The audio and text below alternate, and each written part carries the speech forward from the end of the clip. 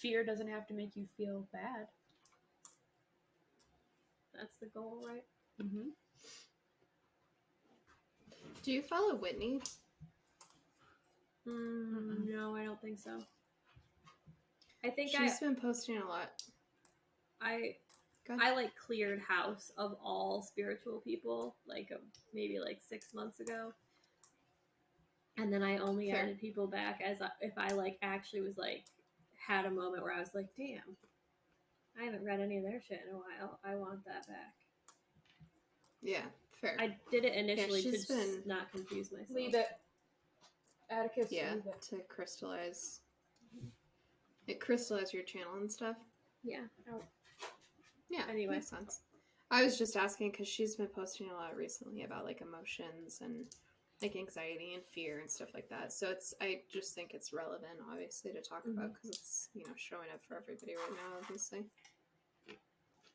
Right. What about the have you received Let's check. Have you received a lot of people? Yeah, because that might be a good place to start. Kiara just woke up. Okay. Yeah, I'm sorry. Yeah. We tried. You're being extra disrespectful now. Come on. Let's go. No, but 80% said all of the above. Dang. How many people responded? 5. So 4 voted all of the above, and 1 voted current events. Current events, yeah. Mm-hmm. Which I think that's like that's the way that like universally, besides D and I, who have managed to withdraw from the world like hobbits, are influenced by current events. Yeah, right. And even when I do find out about something that's happened, I am quite perplexed. It does take a little bit of my energy. Yeah, remember we watched the news for like 2 nights? When we were in 2 or 3 nights when we were in Arizona because we're like, this will be... Oh, because the one hotel we stayed at, fucking ghetto hotel with no didn't have streaming services. It was just live TV. I'm like, oh, this is gonna be fun. I'm like, all right. When I tell you, D thought the TV was broken. Like, she was actually going to call the front desk and tell them that the TV was broken. I was like, no, it's just a TV. That's all it is.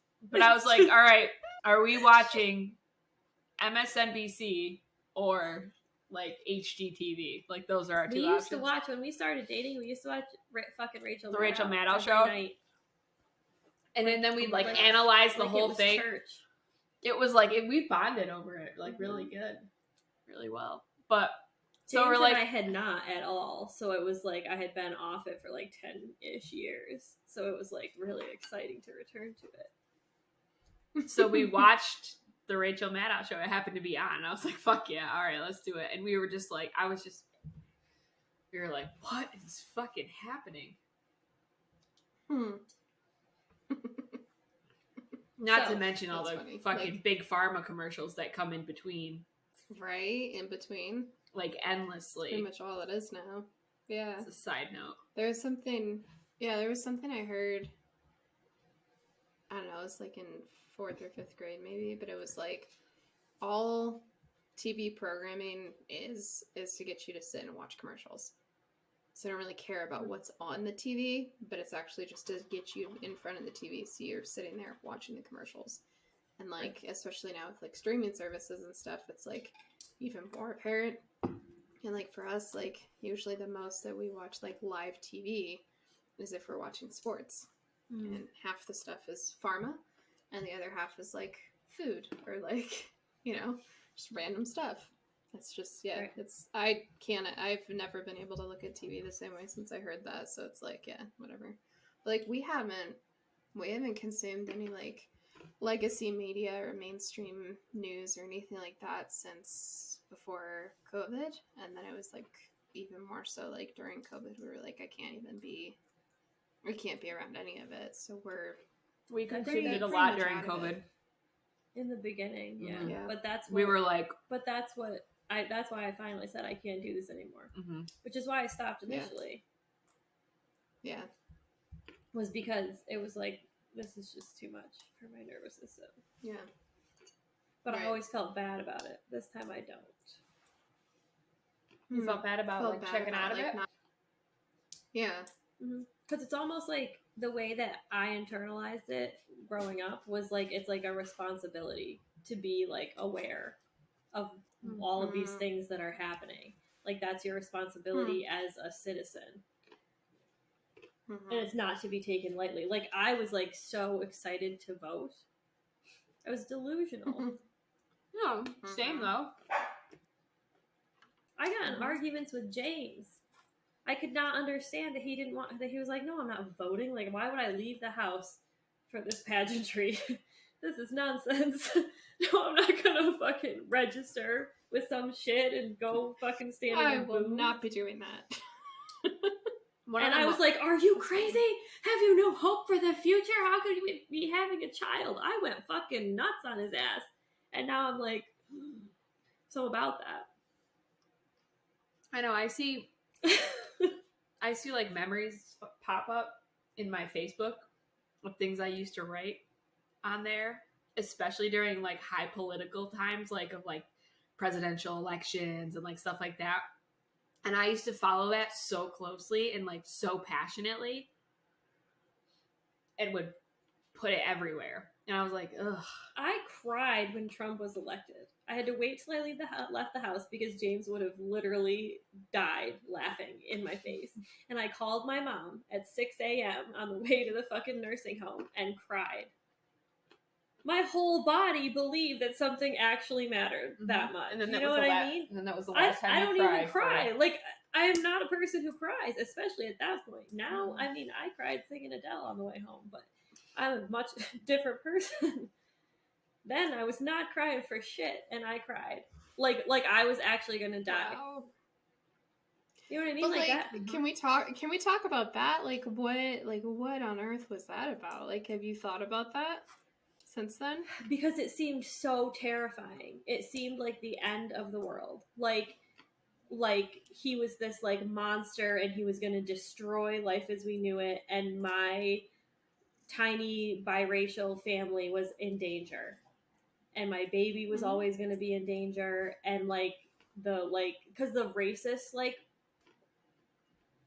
currents in that political campaign were like so, because it was so personal to me, especially at that point in time, because I just found out that racism still existed in America. So it was a very fragile time for me. And at the fucking age of 25. Anyway, I was like, and because we were like thinking about having Ronan at that point. And like that was a concept. And that had never even before to me been a concept. Like I was never going to have children. I wanted no parts of that shit at all. And then all of a sudden it was like, I'm going to have Ronan. Like, I don't know where it came from. I don't know. I literally just woke up one day and was like, yeah, I think a baby's a great idea. Let's do that. And like, there was not like, and I knew but anyway, so it seemed scary because the way it was portrayed, which is, I guess, the whole point of what we're fucking talking about, is that when that's all you consume and you believe that it's the truth, and further you believe that one side is more the truth than the other, even though it's clearly just two perspectives on the same situation. Right. The more you believe that, then and it's like this. It's literally is like, again, like I don't know, like you follow it super closely, and again, I guess to me, the way that it always worked in my mind was like that was your like job, was to be informed. Yeah, like it was your duty as an adult.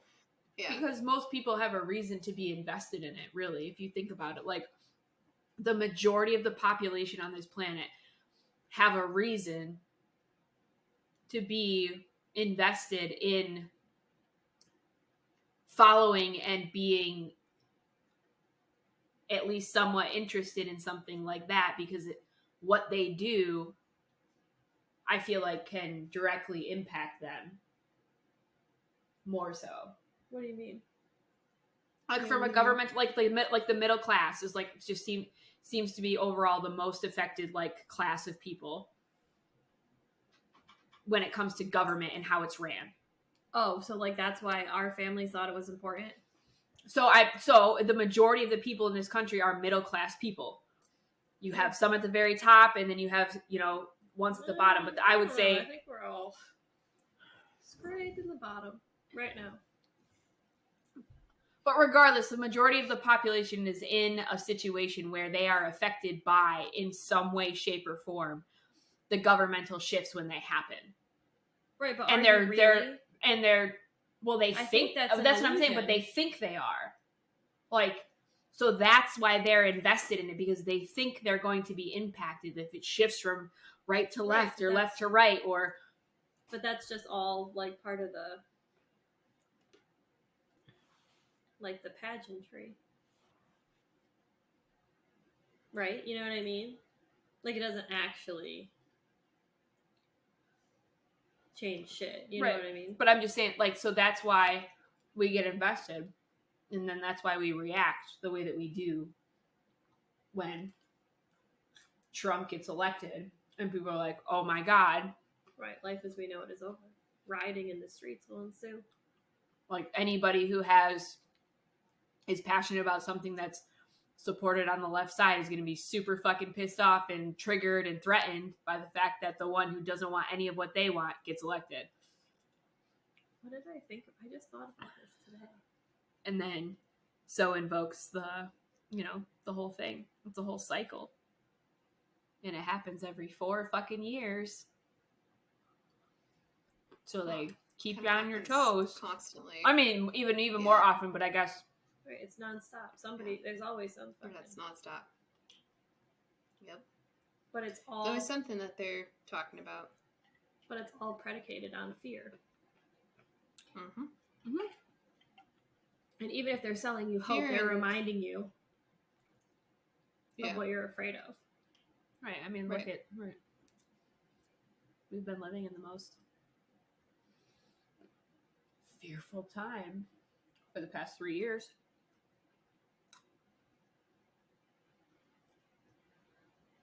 In our lifetime. Right. I don't know. It was like a little scary at first, but then. But most people are still living in that very heightened fear sense. What are you thinking about? Yeah, I mean, there's still people that are wearing masks. Like, Aaron and I went to eat at a restaurant the other day, and there was these 2 guys that were in front of us ordering their food, and they were both wearing masks still. And I mean, every time that we see people, we're just like, I just feel sad for people, because it's like, like what is that quality of life like if you're that fearful of literally everything, basically, at that point? But I mean, it's also to a point too where it's like, was it over the fall last year where like there was a kind of resurgence of people wearing masks, and I mean, we're so far removed from everything that like we both looked at each other and we're like, what is going on? Like, what are they saying in mainstream? Because everybody's wearing a mask. And I mean, where we are in Colorado, it's fairly right-leaning, like Republican kind of area. So like Denver's obviously very, left-leaning. And even talking about things in those terms is further, evidence of this whole, fear-based us and them derision kind of stuff. But, I do think that it's important to kind of like, she agrees apparently, but, this kind of idea that, oh yeah, if you believe in X, Y, and Z, then you're not going to be a mask wearer or, whatever. But there's a lot of people here that like didn't either wore a mask very briefly initially and then stopped doing it.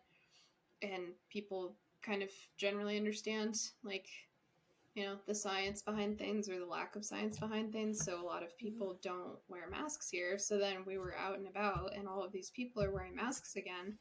And we looked at each other right away and we said, well, what are they saying in mainstream? So then I looked it up, and the only thing that I could find was this like RSV thing.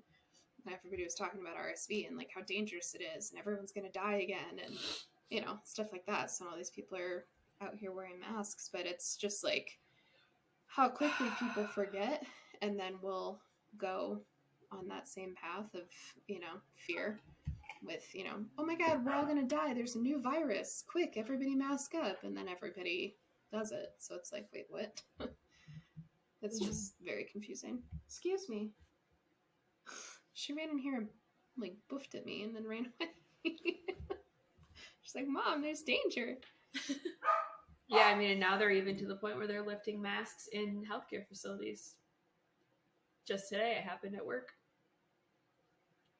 If you have your flu vaccine, if you don't have your flu vaccine, the loopholes, then you have to stay masked. Right. That's been a long-standing practice for people in healthcare. If you don't get your flu vaccine during flu season, you have to wear a mask. So right. And it wasn't really you didn't really see that many people not do it.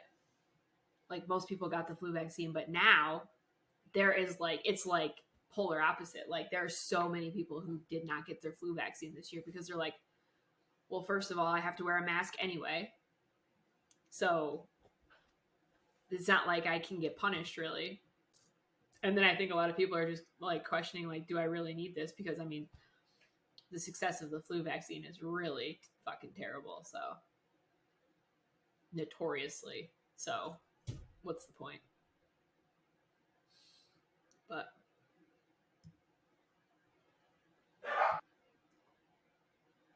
which is interesting from a fear perspective. That more people are willing to not get something that they were always adamant about getting.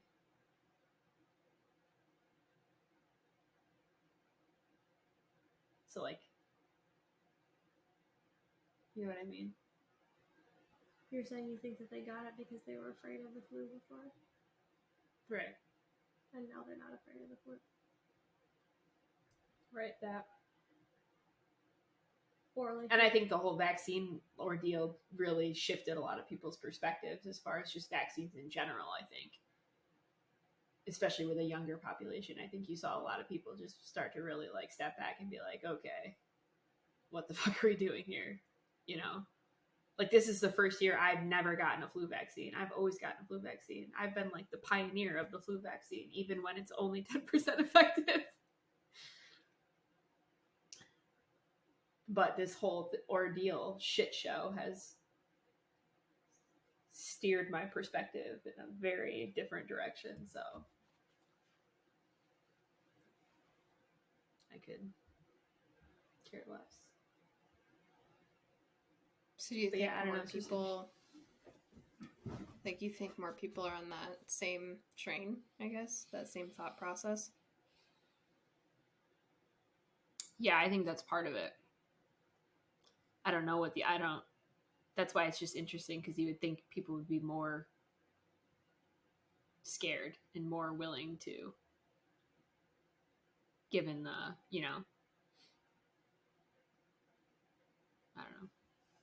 don't know, maybe there's more information out there about stuff like that because there's so much there's so much conversation around vaccines now, in every arena. You know what I mean? Even if you're just on social media, you see people talking about stuff. Mm-hmm.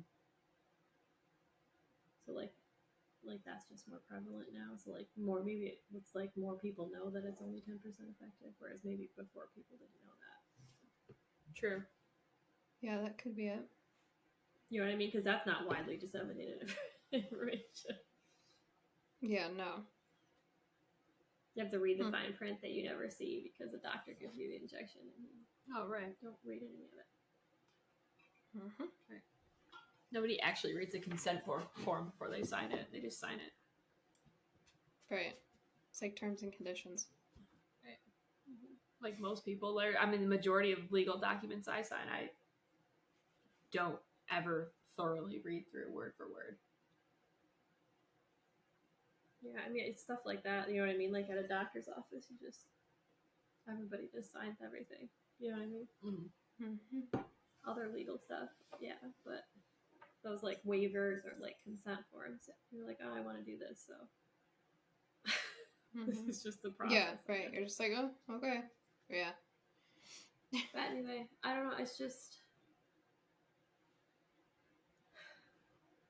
it's interesting.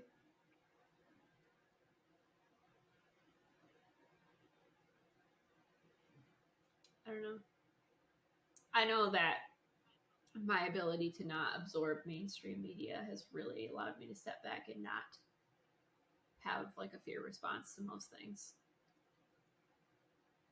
Like, I don't know. I just find myself now being like, oh, okay, yeah. Somebody's doing some fucking crazy shit out there. Imagine that. It hasn't really affected me the first 8 billion times it happened in my lifetime, so my odds are pretty good right now.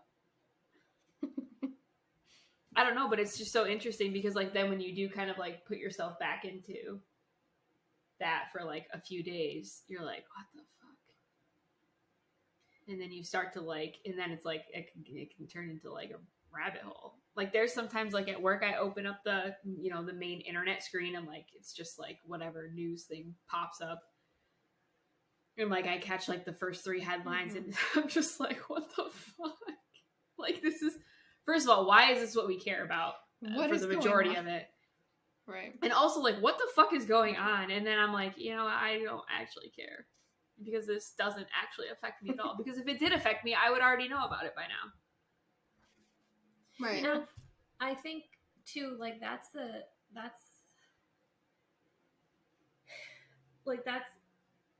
I guess that's what's required is like to get to that point where you can like objectively reflect on it and then say that. Like, remember, I was telling you last night, that's what Ashley and I were talking about. Like,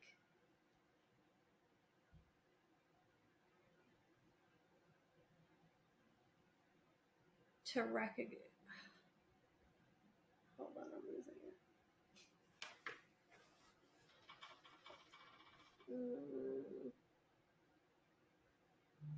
What did you just say?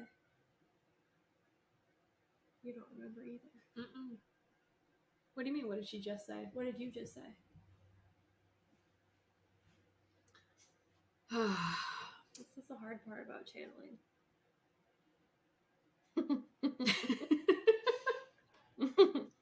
Oh, I just said how my perspective on fear has shifted. Like dramatically. Right. And so I guess it's just like building that relationship with fear. And like say like we were talking about duality. And like she was saying like the true duality is like, yeah, this is fucking bullshit. And also it doesn't fucking matter to me. Like being able to hold those two perspectives, like trusting yourself to know, like to judge that something like makes you angry or might make you afraid or whatever. And you feel that thing because that is true. And also,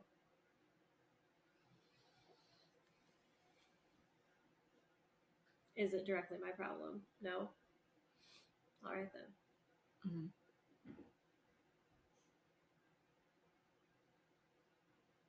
Which is hard for me. It's not my natural. Why do you think that is? Because you've been in such an other state for so long. A what state? Like you've been in such like an opposite state. You've been in a fear state, I guess I should say, maybe for so long. Like probably most of your life. I think it's harder for me with things that like, I don't know. I guess because anger also like covers up. I'm so quick to go to anger to cover up fear that then it gets like confusing. Like I tell myself it's passion. You know what I mean? But I don't know. That's why it's one of my journaling things. Because I'm like, I don't even know when. Like I've always felt this way. Like I don't know. But I think too, like it's like not. I don't know. But like things that like make me that I like have a really strong feeling about. Like I can get like totally caught up in it to where like it's consuming all of my energy. Oh yeah, you fucking can. And then it can affect other energy. But I mean, right. I mean, I think we all do that though. Right. Like what it I mean, look at the exchange we just had about the water bottles and me forgetting about them. You know? Prime example. But right, we're like, we're programmed to do that.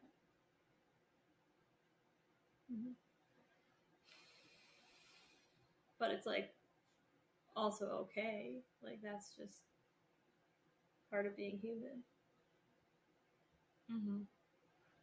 And also fuck it. If it doesn't bring you joy. That is the assignment. But like the fear conditioning is just so fucking deep that it's everywhere. I think that's what's also like I'm having this personal fear journey in which I'm like exploring my own relationship to fear and where it comes from and like where the fear is hidden, because it's like never easy to find. And I am a master of self-deceit. So I can really fucking bullshit myself for quite a while. But so I'm like having that, and like that was like more the conversation with Ashley last night, and like holding that duality of like, yes, this is scary, and also I can still do it, or you know. And then we were talking about like the fear of success, right? And how, and self-sabotage, and I don't know, that whole vein of things. But then also at the same time that we're having this, I'm having this personal fear journey. It's also like this external fear journey in which I'm like noticing all of these things that are happening that are like using fear. And I think it's because I'm like hyper aware to fear right now and how it feels in my body. So when I feel that response, I'm like, what the fuck? Why are you trying to make me scared about some shit? And in doing so, I have realized that everyone, like, there's so much of that, and it's like just how we interact. Like, and also like, I don't know, there's just so many veins of this. Right, because like if it's like, because if I feel like I think the way that like I used to like think about it is like, okay, if I thought something was like scary, or like I was like, I don't know, something caught me off guard, like it's a lot better to live in that like state with other people, right, who like agree with you and to feel the same way, because then you're like, okay, I'm not alone, and like other people feel this way too, and like then you can, it's like a, you know, it's a talking point, and it's a bond, a fear bond. Right, but it's crazy because that's the norm. The norm is to fear bond. Right. Or pain. It's all like relating around like trauma bond, and yeah. And then, but that's what?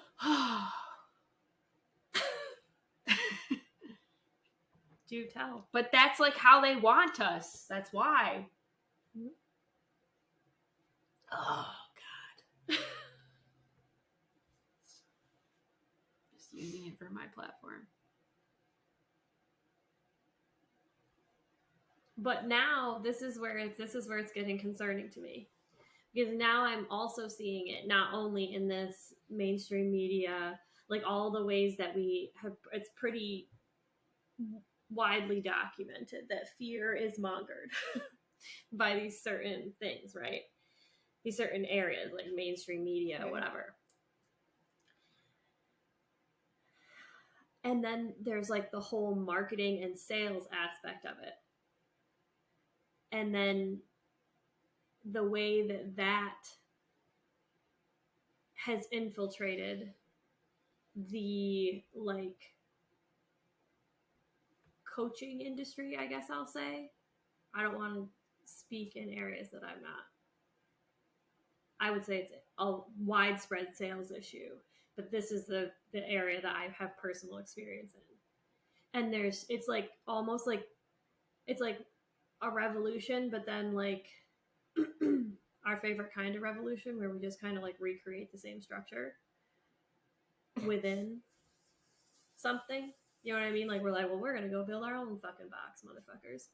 And so we've done that. And because it's like almost like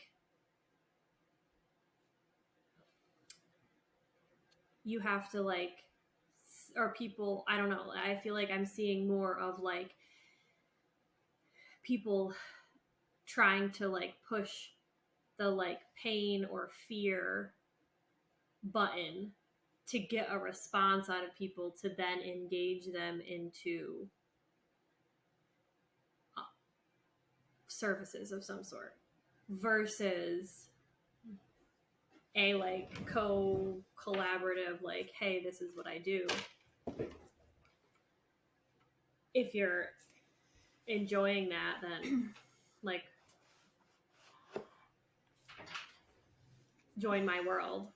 It's like this is what you're missing, and so you should purchase it from me, which is like 1950s Mad Men kind of shit.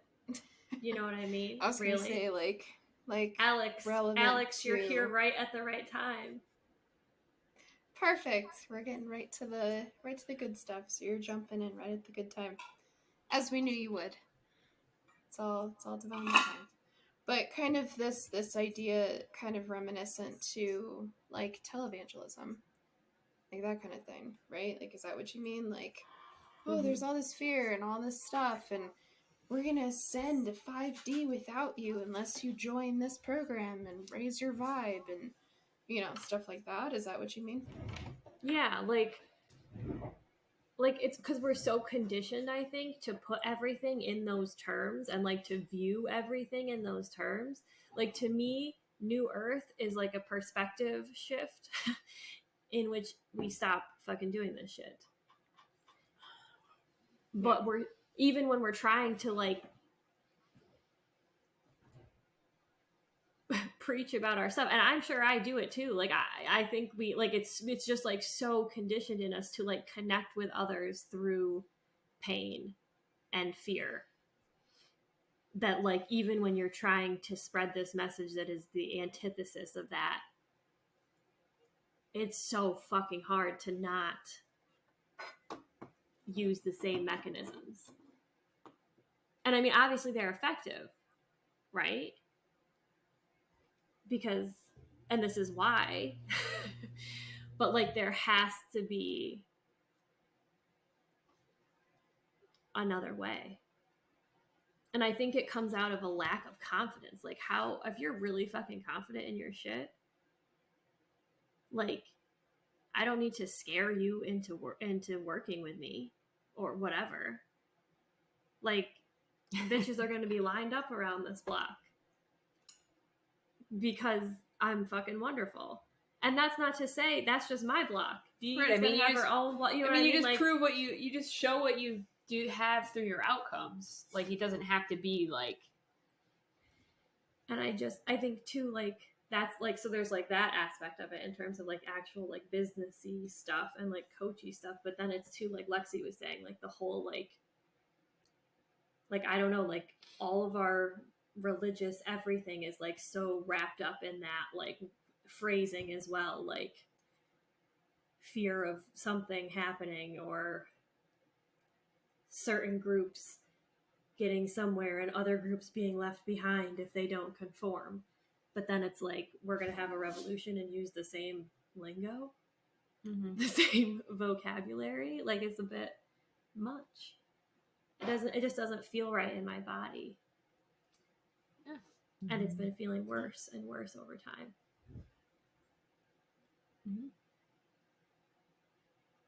I agree.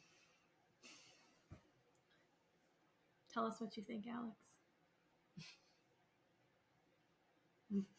Well, there's a lot of things here. I feel like the well, I think it's interesting I came in right here.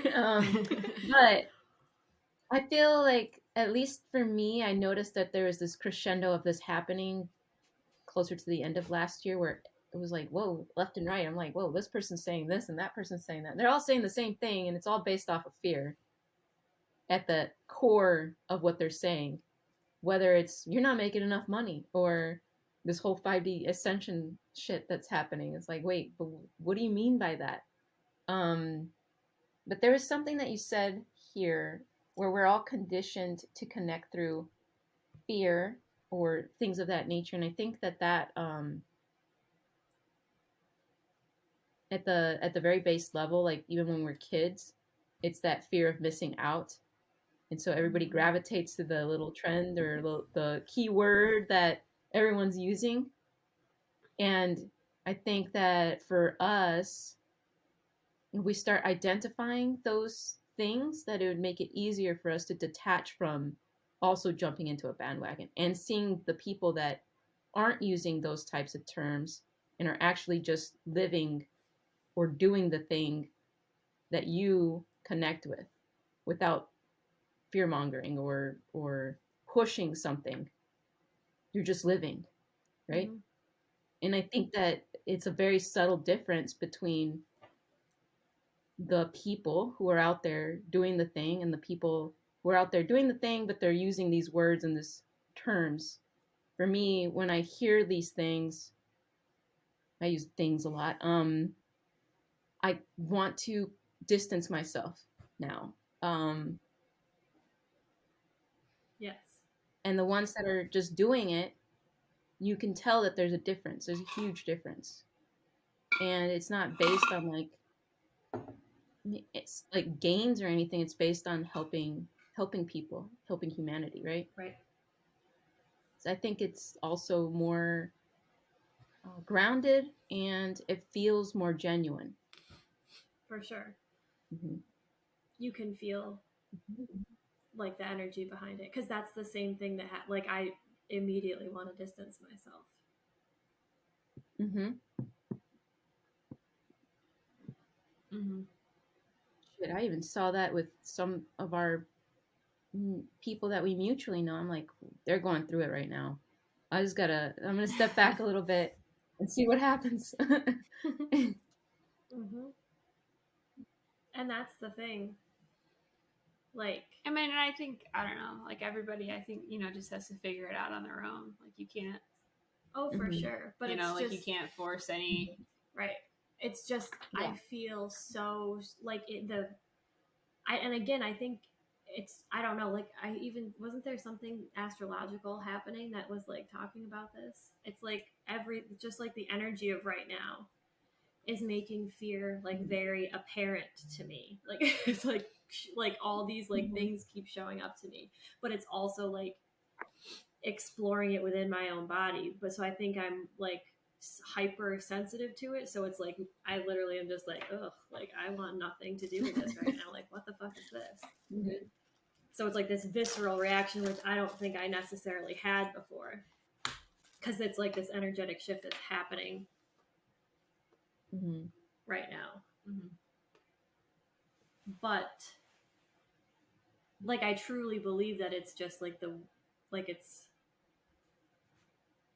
like, because even think about like people complaining, you know what I mean? Like people, so like it's people want to converse through complaining. Mm-hmm. And then like if you talk about good things, like sometimes you get the vibe that you're annoying. Do you ever get that vibe? Oh my God, yeah. Who was I telling this to? Oh, Ashley maybe? So like when you work in corporate, right? You bond over like the negativity of your workplace, really. Yeah. Like, yes, you have moments where you're like, great job, or like, you have a good team that you work with and like you have fun. But even when you're having fun, you bond with those people that you like genuinely like and enjoy over bitching about all the other people who like aren't doing their job and who are fucking stupid and like, I can't believe like they can't do this, and like you're just bitching all day long, but that's what you bond over. Like you're not just like, my life is great and wonderful and I love my job. Like there's none of that really. And so that's so interesting. That's so true too. Okay. And like, and I have been able to recognize it so much more with me being like in both places, still being in corporate as well as trying to like start my own thing, and like how I feel on the days when I'm doing what is for me versus when I'm there. Like I feel very different, but I've also realized that I've been able to detach myself so much more from like all of that negativity of the corporate, because I've been able to like step back from it and then just be like, this is not worth any of my fucking energy or time. But it's rare. So like I'm walking down the hallway. This happened to me twice recently. Once like last week, and a couple weeks, another time a couple weeks before that. Same person, same exact person. You know, you're walking down the hall. Hi, how are you? How's your day? Oh, you know, and the usual response is like, what? Oh, just another day. Same shit, different day. You know, it's like always like this like sarcastic remark of like, buh, I hate my life. And so this person responded to me and was like, oh, I'm good. How are you? And I said, I'm great. And like we both just kept walking. And then she stopped and was like, you're great? Like, are you being serious, or are you just, you know, messing around with me? I'm like, no, I'm genuinely serious. Like, I'm great. And she's like, wow. So she's like, I hope the rest of your day is great. Like, you could just, but the response was like so shocking to me. And I don't know why, like in retrospect, like it's not. But in the moment I was like,